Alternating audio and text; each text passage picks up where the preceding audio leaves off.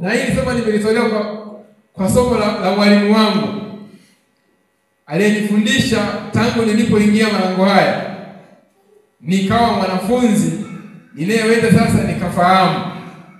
Bwana Yesu asifiwe. Maana tu siku ya kwanza nilipoingia malango haya, ile siku ndiyo ilikuwa siku yangu ya kuanza kupokea. Kwa hiyo namuita mwalimu wangu kwa sababu ndio mwalimu aliyenifundisha. Siku ya kwanza kuingia mahali hapa ndipo siku nilipoanza kufunguka, kuelewa. Maana nilikutana na nguvu zisizokuwa za kawaida, zikanigeuza. Bwana Yesu asifiwe. Nami nikuombe jioni ya leo au kuwepo kwako mahali hapa, kubali kwamba hapa Mungu yupo. Kubali kwamba Mungu yupo. Na kama ukikubali kwamba Mungu yupo, hakika utageuka. Kama ulikuwa unaelekea njia isiyo sawa sawa, basi utarudi kwenye njia iliyo sawa sawa. Biblia inasema ingieni kwa kupitia mlango mwembamba. Ingieni kwa kupitia mlango ulio mwembamba. Bwana Yesu asifiwe sana. Na hiyo njia nyembamba Biblia inasema imesonga, na waionao ni wachache. Mbona sasa kitu kinakuja hicho? Na waionao ni nini? Ni wachache. Lakini njia ile iendao katika upotevu ni pana. Ni kitabu cha Mathayo sura ya 7. Bwana Yesu asifiwe sana. Kwa njia iendao upotevuni ni pana, na waingiao Mungu ni wengi. Iendao upotevuni. Kila mtu aliyeko duniani yupo kwa kazi maalum. Yupo kwa kazi maalum. Kwa itategemeana hiyo kazi maalum iko katika falme gani. Wewe unayeitwa mwana wa Mungu, maana uko chini ya falme ya Mungu. Halo? Ndiyo falme sahihi ambayo ndiko asili yetu. Habari njema hutangulia kabla ya mabaya kuja. Habari njema hutangulia kabla ya habari mbaya ama hukumu kuja. Bwana Yesu asifiwe sana. Habari njema ilianzia katika kanisa la kwanza. Baada ya mwanadamu kuumbwa, akawekwa kwenye ile bustani ya Edeni, kwenye nchi kama tulivyo sisi kwenye nchi. Akapewa taratibu namna za kuishi hapa duniani. Akapewa taarifa zilizoko katika nchi, katika hiyo Edeni. Akapewa mwongozo namna ya kuishi kwenye nchi. Halo? Manake akapewa taarifa njema jinsi ya kuishi. Na ili aishi lazima amsikilize Mungu sana, ndipo apate kuishi milele. Mungu anamwagiza, anamwambia tabia zilizoko katika nchi. Sasa Mungu anampa utaratibu jinsi ya kuishi katika nchi. Na kila habari ya Mungu huwa ina ahadi. Halo? Kwa hiyo taratibu ya Mungu akamwahidi akifanya kama alivyomwelekeza ataishi milele. Atamfurahia Mungu. Atayaona matunda ya Mungu. Yale Mungu mazuri anayomwazia atayashuhudia. Halo? Na akampa na tahadhari ya kwamba asipofanya kama alivyomwelekeza basi atakufa. Ile ahadi ya Mungu hazitatimia. Kila ambacho Mungu anachokiwaza kizuri hakitatokea, kwa sababu amevunja ahadi ya Mungu. Amevunja maelekezo ya Mungu. Kwa mwanadamu wa kwanza alianza kupewa injili na Mungu, habari njema.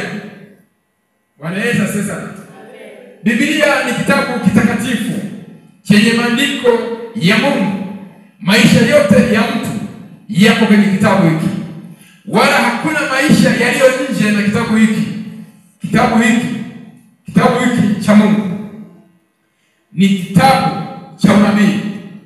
Kwa mambo yote yaliyotabiriwa yanatimia kwa sababu Mungu amesema.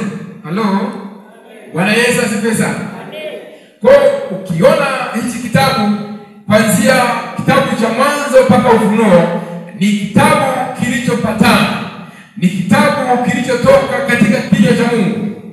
Kwa ni kitabu ambacho hakijakinzana, kimepatana. Ukisoma kwenye kitabu cha Mwanzo sura ya kwanza, unaona ni kitabu, ni sura ya uumbaji katika ulimwengu wa roho. Halo. Bwana Yesu asifiwe sana. Ni kitabu ambacho kinazungumzia uumbaji wa Mungu katika ulimwengu wa roho. Sura ya pili inazungumzia ule udhihirisho wa uumbaji wa Mungu. Udhihirisho wa uumbaji wa Mungu, jinsi uumbaji ulivyoanza katika roho ukadhihirika katika mwili. Na unaona sura ya pili ina taarifa njema kwa mwanadamu. Bwana Yesu asifiwe sana. Kwa hiyo ina taarifa njema kwa mwanadamu, ina udhihirisho wa Mungu katika ule uumbaji wa Mungu katika ulimwengu wa roho, katika mwili. Bwana Yesu asifiwe sana. Kwa hiyo unakuja kuona sura ya tatu ni sura ya kutikiswa kwa kanisa. Ni sura ya kujaribiwa kwa kanisa. Kujaribiwa kunakuja pale ambapo Mungu ametangulia kukupa habari njema za uzima. Kwa hiyo habari zinapotangulia za uzima huwa zinafuata habari zisizokuwa za uzima. Sema amen. Kwa hiyo taarifa ya kwanza imekuja inamtaarifu mwanadamu au inalitaarifu kanisa kuishi kwa tahadhari, kuishi katika Mungu, kuishi kwa kuonyeshwa kilichomo duniani, ili mwanadamu aishi kwa tahadhari, ili ahadi za Mungu zipate kutimilika. Halo. Kwa sura ya tatu ni sura ya kutikiswa au ya kujaribiwa. Bwana Yesu asifiwe sana. Ni sura ya hukumu. Ukiona hicho kitabu cha sura ya tatu kinaanza kuonyesha jinsi sasa wanadamu anaingia kwenye jaribio, kupimwa imani, kile ambacho Mungu amesema. Je, anaweza akastahimili kuingiza kwenye mashine au kwenye moto ili itoke dhahabu ama isitoke dhahabu? Halo. Bwana Yesu asifiwe sana. Kwa hiyo ni sura ya kutikiswa, ya mtu kupimwa imani. Bwana Yesu asifiwe sana. Mungu hutangulia kabla ya hukumu kuja. Taarifa au habari ni sehemu ya imani. Bwana Yesu asifiwe sana. Taarifa au habari ni sehemu ya imani. Uzima na mauti kutoka kwenye vyanzo vya taarifa, vya habari. Bwana Yesu asifiwe sana. Imani ni sehemu ya ulaji wa kiroho. Bwana Yesu asifiwe sana. Imani ni sehemu ya ulaji wa kiroho. Tuko sawa sawa? Kwa hiyo tunapozungumza imani, tunazungumza habari ya ulaji. Tunazungumza habari ya ulaji wa kiroho au mlango wa makaribisho. Imani ni mlango wa makaribisho. Imani ni lango la kuingilia kwenye uzima ama kwenye mauti. Halo. Kwani Mungu alimpa taarifa. Mungu alimpa habari njema wanadamu wa kwanza. Na alipomaliza kumpa taarifa njema, alipoondoka, sina shetani yeye alikuja akampa taarifa. Bwana Yesu asifiwe sana. Kwa taarifa hizo zinaweza zikakuingiza kwenye uzima ama zikakuingiza kwenye mauti. Halo. Kutegemeana wewe ni mdau wa taarifa gani, kwa sababu taarifa ndiyo inayotengeneza nguvu ya kukuingiza katika, kukuwezesha kukuingiza kwenye ibada ya ile anayekutangazia hizo habari. Maana duniani zipo tawala mbili, tawala ya Mungu na tawala ya shetani. Na tawala ya shetani ni tawala iliyotoka katika mamlaka ya Mungu kwa sababu ya tamaa ya shetani. Akaingia kwenye kukosa kwenye makao yaliyomuhusu, sehemu nzuri, sehemu aliyokuwa amepewa anaitwa kerubi afunikaye, aliyekuwa malaika mzuri aliyeumbwa kwa namna yake. Bwana Yesu asifiwe sana. Ameumbiwa vitu vya thamani, ameumbiwa sifa ndani. Bwana Yesu asifiwe sana. Ukisoma kwenye kitabu cha Ezekieli sura ya 28 unaona huyo malaika anaitwa kerubi afunikaye. Bwana Yesu asifiwe sana. Aliyekuwa na uwezo wa kuwaingiza malaika wengine kwenye ibada wakamwabudu Mungu katika roho na kweli. Maana alikuwa akitiwa mafuta na Mungu ili awe na nguvu ya kuwaingiza wengine katika kumwabudu Mungu kwa nafasi ambayo Mungu alimpatia. Kupitia tamaa akajiona yuko juu, kiburi kikapanda. Bwana Yesu asifiwe sana. Akajifananisha kama Mungu, ndicho kilichomponza. Akajiengua katika sehemu iliyomhusu, akashushwa chini, akawekwa chini ya angalizo, sehemu ilifazio, sehemu mimi nabaita dustbin, maana anasubirishwa siku ifike, siku ya hukumu. Na kwa kudanganyika kwake akaleta na mazao, akasababisha na malaika wengine kuwakosesha sehemu moja. Malaika wengi aliwakosesha, akitaka kawe kama Mungu, kwa maana akitaka aabudiwe kama Mungu. Kwa lengo kubwa la shetani mpaka sasa ni hilo, anataka aabudiwe. Bwana Yesu asifiwe. Kwa kupitia taarifa, kuna taarifa njema au kuna taarifa mbaya. Bwana Yesu asifiwe. Kwa mtu amepewa kuchagua kati ya taarifa njema au taarifa mbaya, na katika hizo taarifa ndizo mtu zinampa nguvu za kumuingiza kwenye ibada. Unajua kwa nini shetani anajua wakati wake? Yeye ni mwanafunzi mzuri, anajua kuzijua nyakati ambazo Mungu amesema tuzijue tu nyakati. Ametuficha kujua siri ya siku, lakini tumeambiwa tutambue majira na nyakati. Kwa kuhubiri habari njema kila mahali, hizo ni dalili za kujua majira ya mwisho, majira ya nyakati za jioni ya mwisho. Halo. Kwa nyakati za mwisho zimeandaliwa kuwa na mazingira rahisi za kufika kwa taarifa kirahisi. Ila hivi tulikuwa tunapengua kuangalia kuona taarifa aina za taarifa zinazoweza mtu zikampa taarifa kirahisi. Na tukasema taarifa au habari mtu atakazoamua kuzichagua zinaweza zikamsababisha akaingia kwenye ibada hiyo, akawa muumini wa habari hiyo, kwa sababu imani chanzo chake ni kusikia. Na kusikia huja kwa neno la Mungu ama kwa neno la shetani. Wanaenda sasa kanisa limefika wakati likashindwa kujua maandiko sawa sawa, ama likashindwa kujua njia nyembamba ni njia gani. Njia nyembamba Biblia inasema ni njia iliyosonga, njia iliyo na maamrisho ama iliyo na makaripio, iliyo na mazuio mengi. Sawa sawa? Yaani ina maamrisho, maana yake ina makaripio mengi. Yaani ina mazuio mengi kuliko njia pana. Njia pana haina mazuio, inaruhusu kula vyote. Sawa sawa?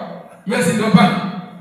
Na kama kuna sehemu Biblia inasema tusiende, ole wake anayeenda katika njia ya wasio haki. Njia gani? Wala kuketi baradani pa wenye mizaa. Njia gani? Kwa ndio maana tunahitaji kuwa na maswali. Njia gani? Tuanze kuzielezesha. Njia gani? Tusiende. Njia gani? Tuzielezeshe ili tusaidie. Uwe na maswali mengi ya kujua. Ole wake mtu yule, heri mtu yule. Maana yake heri. Sasa hizo njia ni namna gani? Bwana Yesu sasa. Biblia ni neno la Mungu, ni roho. Sasa ukiwa mwilini ni ngumu kujua habari za roho. Maana mambo ya rohoni hufunguliwa na Roho. Sawa sawa? Sasa ili uijue Biblia sawa sawa, inabidi uombe Mungu akusaidie. Ndio maana sasa tunahitaji kuwa kama Nikodemo, kumuuliza Yesu atupe njia sahihi. Kwa Nikodemo akapewa njia sahihi, akaambiwa mtu asipozaliwa kwa mara ya pili, asipozaliwa kwa mara ngapi? Hawezi kufanyaje? Kuulisi ufalme wa Mungu. Kwani hilo swali Nikodemo asingeuliza, tungepata wapi kujua kuzaliwa kwa mara ya pili? Kwa kanisa lazima liwe na aina ya maswali. Ndio maana somo letu lilianzia, mwalimu wangu alinianzishia hilo somo. Na sasa ni kama niko ndani ya somo hilo. Ya kwamba kwa nini kanisa limefanyaje? Limepoa. Hilo ni swali. Maswali yake unaweza daftari likaisha unayajibu. Kwa nini limepoa? Sio mbaya kujiuliza maswali. Kwa sababu Biblia inasema Shetani asije akapata kutushinda. Kwa maana hatukosi kuzijua fikira zake. Ukikosa kujua fikira za Shetani, umeenda. Sawa? Maana Shetani kazi yake ni kuiba, kuharibu na kuchinya na kuharibu. Wala hana kazi nyingine. Sasa huja kwa sura ya unafiki. Hapo kazi zake ni ngapi? Kufanyaje? Kuiba, kuchinja na kuharibu.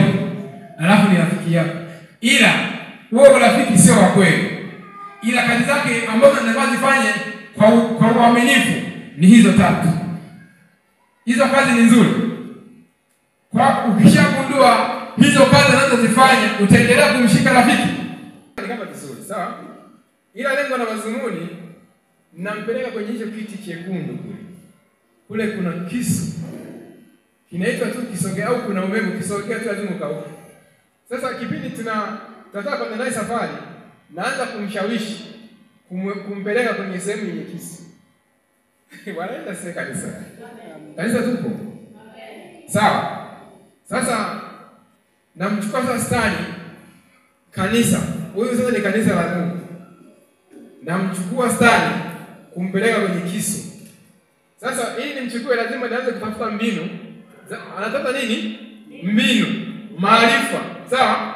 Maana yake elimu, ujanja wa kumuiba, kumtoa hapa alipo. Hapa yuko sehemu sahihi kabisa hapa. Hapa siwezi kumpiga kisu. Sababu si macho yenu yanaona. Maana yake kuna ulinzi. Sawa? Sasa lazima nipeleke kwenye giza kule. Sawa? Nikammalize sana. Sasa nitaanza naye kumpa ishara nzuri. Sianza kumpa ishara nzuri.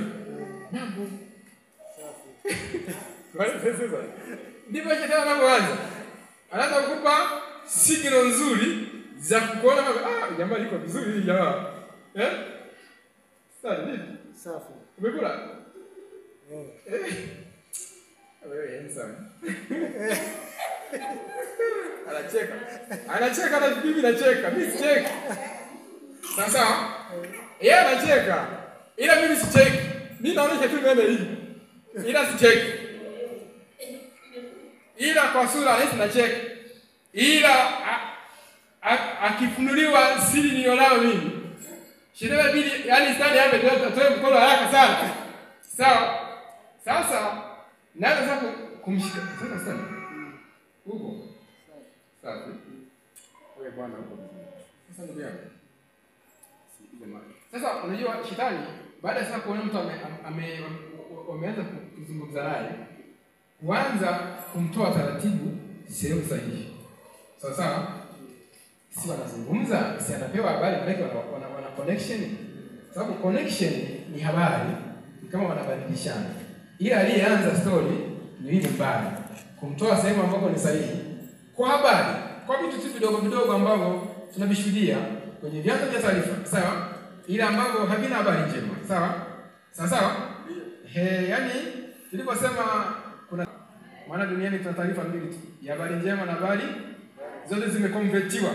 Zote zitakusanywa, ziwekwe kushoto kulia, zote Maana Biblia inasema kwenye kitabu cha Mhubiri sura ya 12 mstari wa 14, kila neno atakayonena nani? Mwanadamu, sawa, zitapigiwa mahesabu. Sawa? Kila nini? Yaani hata ndio mimi nazungumza kwenye mic haya yatapigiwa hesabu. Sawa sawa? Sawa sawa? Yatatolewa hesabu siku ya hukumu. Sawa sawa? Sasa hebu niambie, haya yote ninayozungumza, hizo habari zote zinazotoka kwenye redio, kwenye TV, kwenye simu, kwenye nini, hizo si ni habari? Si ni habari? Si ndio tunaziangalia habari? Kwani tunasikia? Sawa? Zitakusanywa zote. Za kushoto ni za kushoto, za kulia ni za kulia.